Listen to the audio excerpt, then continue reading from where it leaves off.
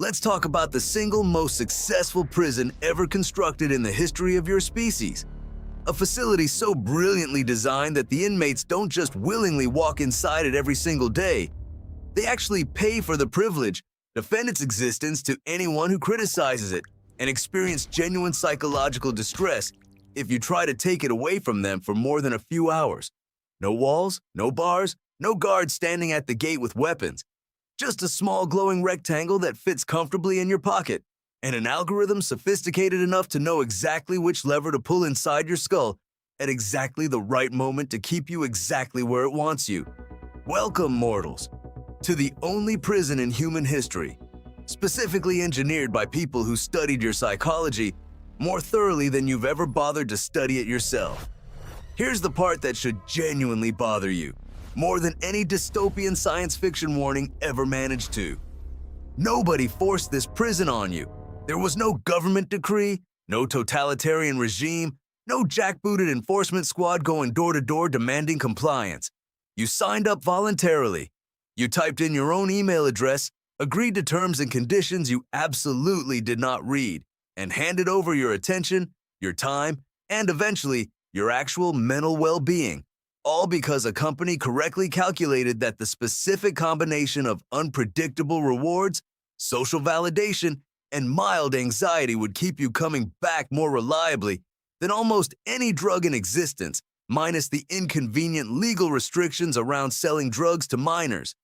Let's get into the actual mechanics here, because this is where the story stops being a vague complaint about kids these days on their phones and becomes something closer to a horror story about applied behavioral science. The engineers who built these platforms didn't stumble into addiction by accident. They studied slot machines. Specifically, they studied something called variable ratio reinforcement, the exact same psychological principle that keeps gambling addicts feeding coins into a machine for hours because the reward never comes on a predictable schedule. Sometimes you pull the lever and nothing happens. Sometimes you pull it and you win big. The unpredictability itself is what creates the addiction, not the size of the reward. And so when you post something online and refresh the page repeatedly, waiting to see how many little hearts and notifications show up, you are functionally pulling a slot machine lever, dressed up as social connection, engineered by people who explicitly studied casino floor design to maximize the exact same neurological response. And here's the biological machinery underneath all of that, because understanding why you can't put the phone down for 30 consecutive minutes without a mild existential crisis requires a brief, uncomfortably accurate tour of your own brain chemistry. Your nervous system runs on a neurotransmitter called dopamine, which your body releases in anticipation of a reward, not the reward itself, crucially, but the expectation of one. This distinction matters more than most people realize because it means the neurological hit you get from checking your phone isn't actually about finding something good when you look. It's about the possibility that something good might be there, the moment right before you know. That specific sliver of uncertainty is what your brain is addicted to, and every single feature of every major social media platform was specifically designed to maximize the number of times per hour you experience exactly that sliver, on an unpredictable enough schedule that your dopamine system never fully settles down and stops looking for the next hit. The infinite scroll was not an accident. Its inventor, a designer named Asa Raskin, has publicly stated that he regrets creating it, which is a fascinating piece of information to sit with. The person who designed one of the most psychologically effective attention capture mechanisms in human history looked at what it had done to people and felt bad about it. Before infinite scroll existed, content had a bottom. You reached the end of a page, and your brain received a natural stopping cue, a moment of completion that allowed the rational part of your mind to ask whether you actually wanted to keep going. Infinite scroll eliminated that cue entirely. The feed never ends. There is no bottom. And without a natural stopping point, the decision to stop has to be made actively, consciously, against the pull of a dopamine system that has been specifically trained by years of variable reinforcement to always look for just one more thing before putting the phone down. Scroll, pause, nothing. Scroll, pause, nothing. Scroll, pause, something mildly interesting. Scroll, pause, nothing. Something funny, nothing. Nothing. Something that makes you slightly angry, nothing. Something that makes you feel briefly seen and validated. Scroll, nothing. That sequence, repeated several hundred times per session, several sessions per day, is not entertainment.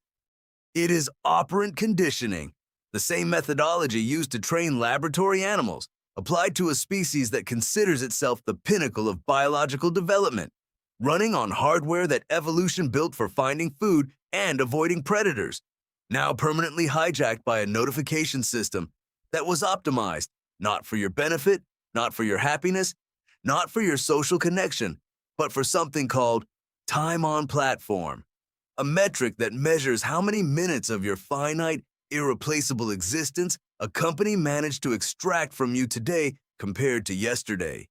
You are not the user of these platforms, mortals. You are the product. Your attention is the commodity being sold, packaged up, and delivered to advertisers who paid specifically to access the neurologically captive audience that the algorithm assembled for them. Every second you spend scrolling is a second of your attention being monetized by someone who has never met you, does not care whether you feel better or worse after using the platform, and specifically designed the product to make feeling worse but unable to stop the default state. Because mild anxiety and social comparison keep you scrolling longer than contentment ever would. A satisfied person puts the phone down.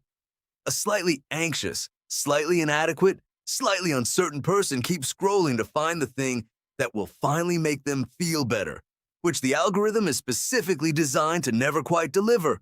Because the moment you feel fully satisfied, you stop, and a stopped user generates zero revenue. Now let's talk about the part of this story that nobody in the industry wants you to think about for too long, specifically because thinking about it clearly is one of the few things that actually threatens the whole architecture. The people who built these platforms, the engineers, the product managers, the behavioral scientists who designed the notification systems, and the infinite scroll and the algorithmically curated feeds, an unusually high percentage of them do not let their own children use the products they built. This is documented. Steve Jobs famously didn't give his kids iPads.